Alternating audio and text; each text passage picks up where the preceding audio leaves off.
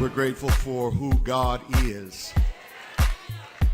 That list of names given, holy and mighty and all of that, that's just the beginning of things. When Jesus was jousting with the Pharisees, Jesus made it clear to them that when you start talking about me, you're talking about something that surpasses Abraham. Because before Abraham was, he said, my name is I am. In other words, when you open up the book to look at all of the good things that a person can possibly be mighty and triumphant and awesome and holy, he says that that's just the beginning of it. He had to close the book. Who am I, America? My name is Darrell R. IZARD. I grew up in Hickory, North Carolina. Exactly, the apartment number was 909 South Center Street.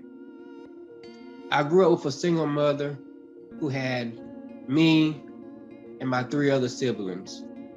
My father was one of the biggest drug dealers in Hickory, North Carolina, him and his twin brother. Because of him slinging and selling drugs, he was incarcerated for most of my life, for about 12 years. So I had to grow up early.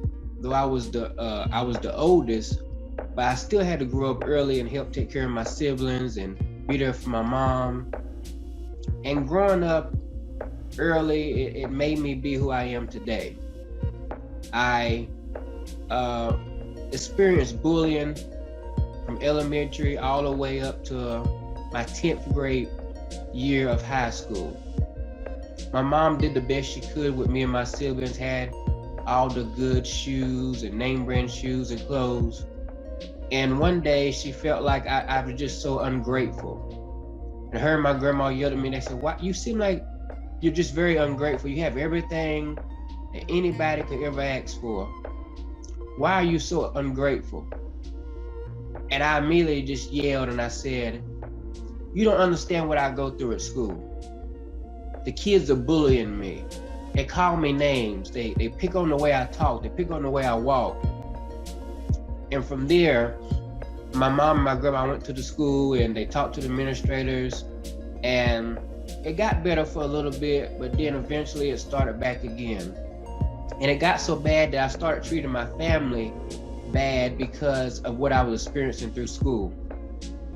And my mom sent me off to a group home. But this wasn't an ordinary group home, it was a Christian-based group home where we stayed in church day and night. It was a holiness church that they were a part of. And in this group home is where I found, I would say my calling for ministry, my calling for being an artist and encouraging people. So after about a year, I was able to go home and I moved in with my great-grandmother, who was very sick at the time. So it was very beneficial for not only her, but for me, because I was able to transfer school systems instead of going to the school I was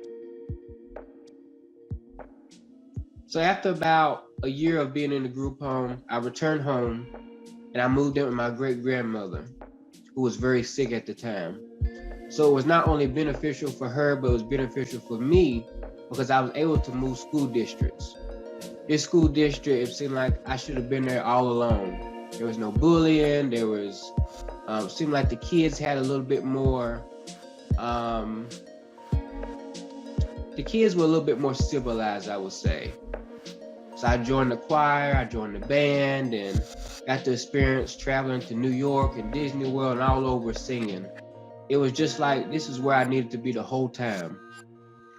So I moved there. It was called Newton Conover High School, where I was there from 10th grade to 12th grade and still staying with my grandmother and still had dealing with different challenges such as being depressed and ADHD, all these things the doctors kept trying to throw at me. So I had to take medicine and all that stuff. But eventually I was able to overcome all those things with going to therapy and just keeping myself busy. So after high school, I stayed around with my great-grandmother for a little bit and decided what I really wanted to do, what my purpose was. And so I got a little job at Waffle House And my grandmother bought me a car.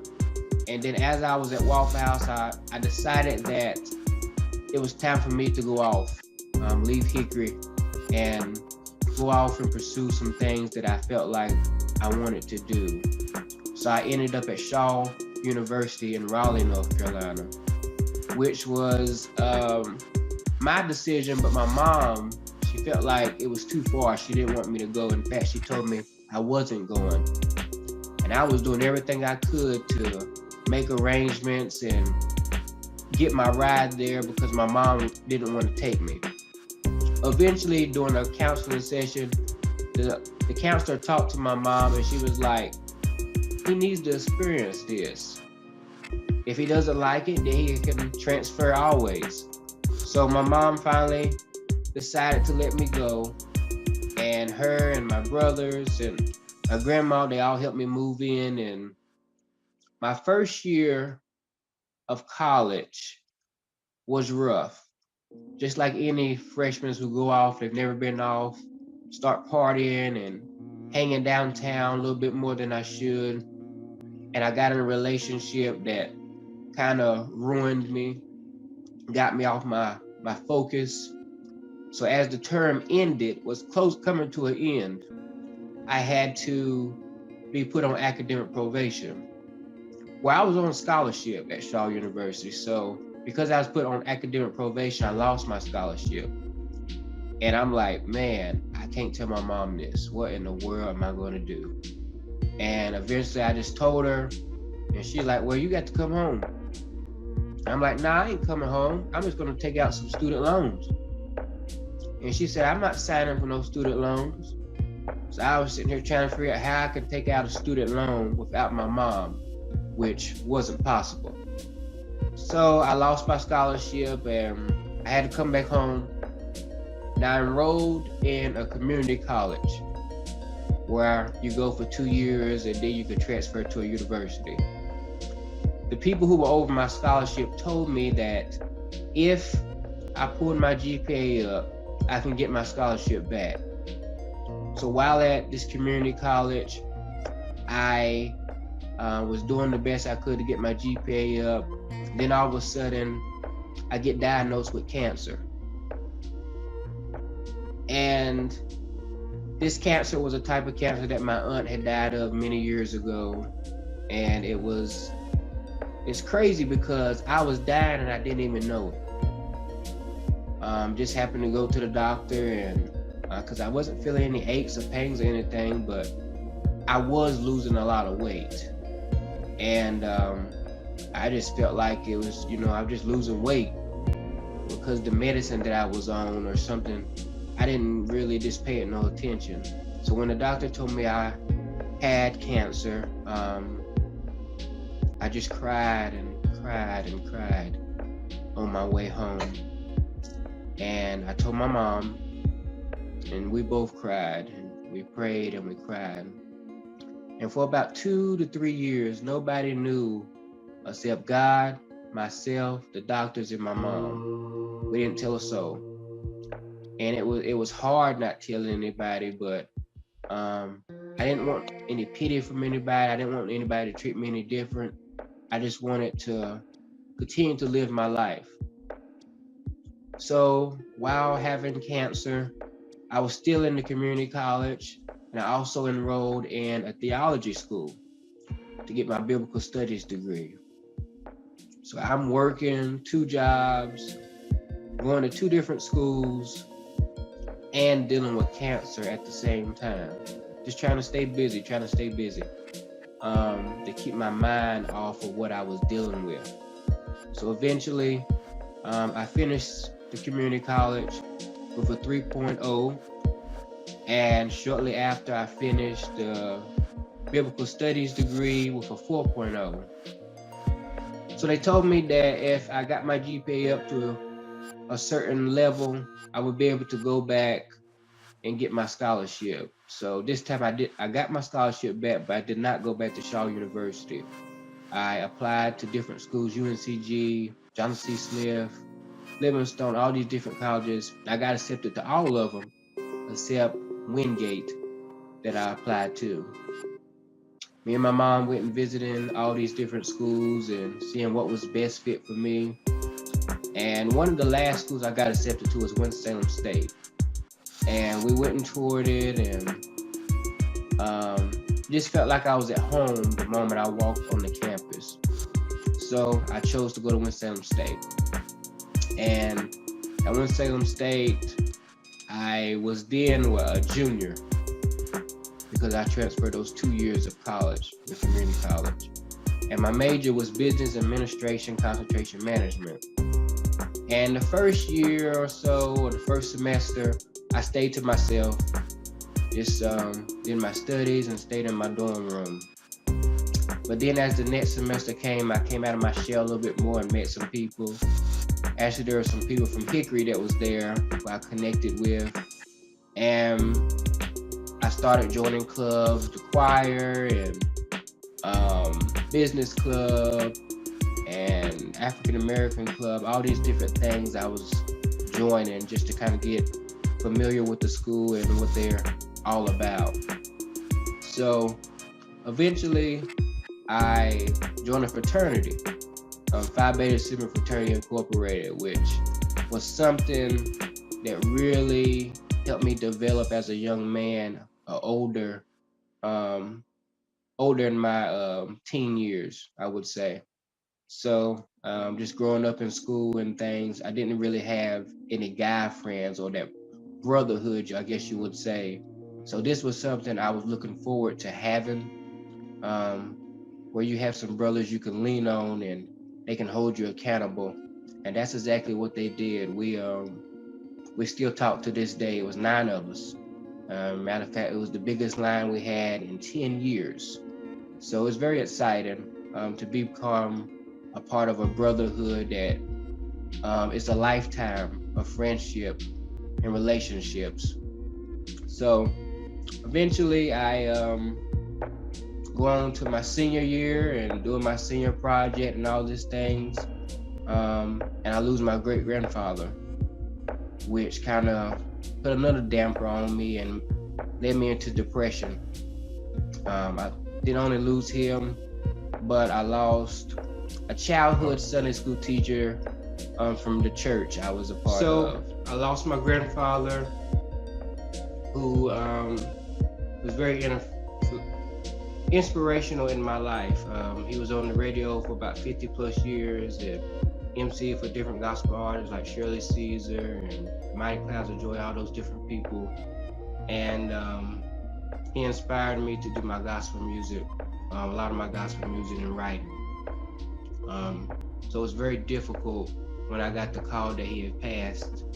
I remember getting the call from a friend, actually. My mom and grandma thought it was best not to tell me, let me get through classes or whatever, but somebody had called me and said, sorry for your loss of your grandpa.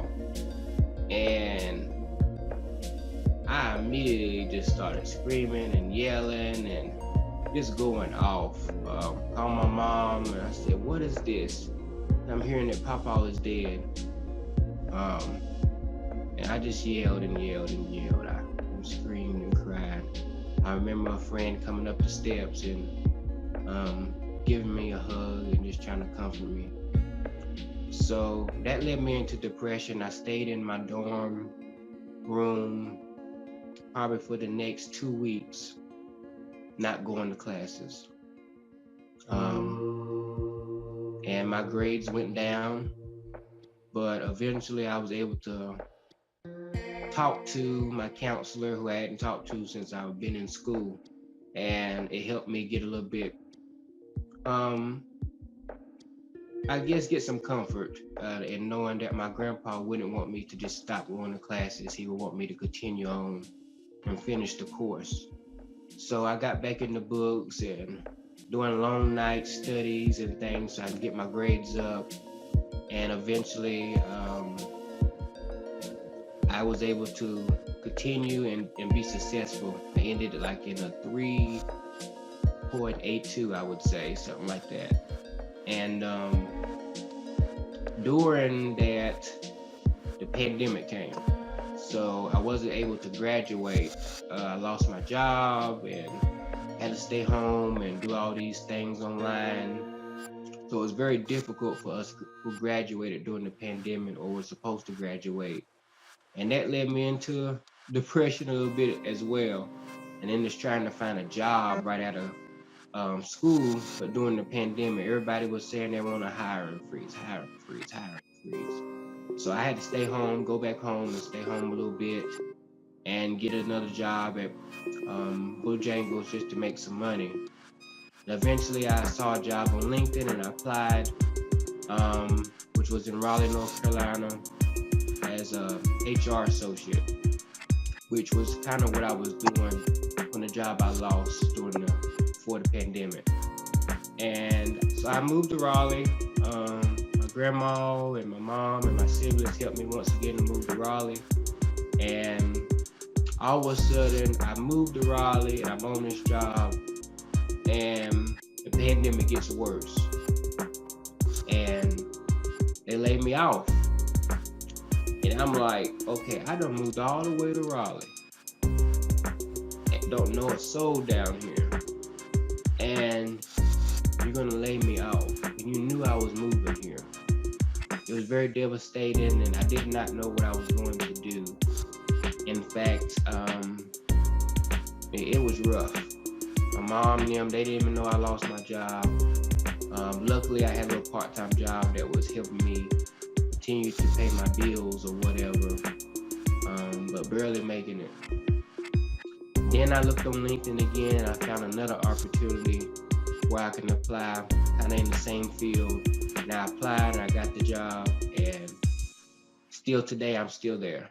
It's been an awesome experience, and just while doing all this, I began to start writing, just writing some of the things I went through and how I have overcame different things, the trials and the tribulations, many trials and tribulations, the ups and the downs, the losses, the bad relationships, dealing with the cancer at an early age. I thought I would put it all in a book and encourage people that no matter what you go through in life, you can make it. You can make it on top. God's grace will see you through. So all that is in this book that I wrote entitled Overcoming Opposition, and it's basically just trying to encourage people to keep it on no matter what. Because life is hard. Life is real hard, and people my age or younger, they're dealing with different things that our parents or our grandparents dealt with. It's very, I would say, it's some rougher stuff than what they dealt with. So it's easy to fall off balance and get unfocused, but we got to stay the course no matter what. So I'm hoping that when somebody reads this book, Overcome Opposition, that it will help them to get back on course and stay focused. And also that goes along with my new music single, Don't Give Up on God. Basically saying the same thing, don't give up no matter what you're going through, because God won't give up on you. It's both of these things came during a very difficult path in my life, because I lost my great-grandmother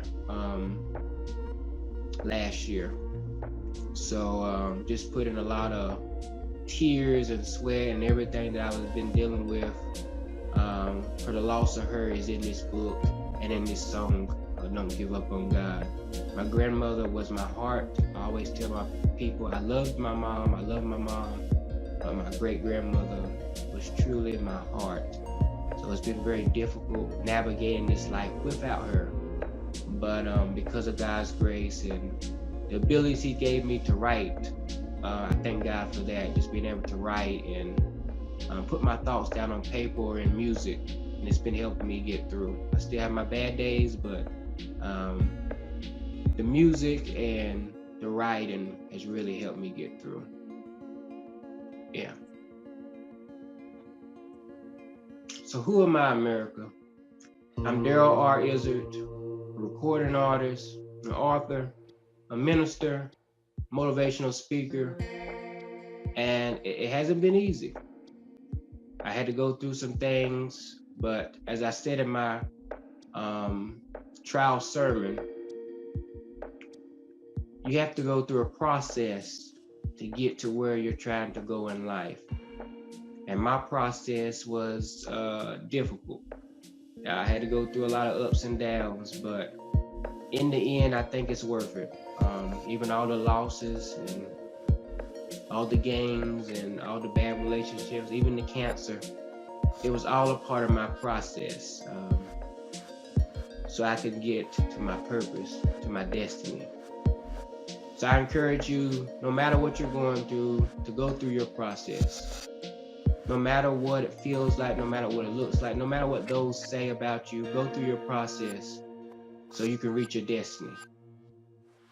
You can get my book, Overcoming Opposition, on Amazon, Barnes & Noble, any place where you get your book. And you can get my music on all digital platforms. Don't Give Up on God, Darrell R. IZARD. And you can go to my website for booking or even prayer requests, or to see my schedule, what I may be doing at www.darrell, DARRELL, IZARD, IZARD.com. And no matter what you do, just keep your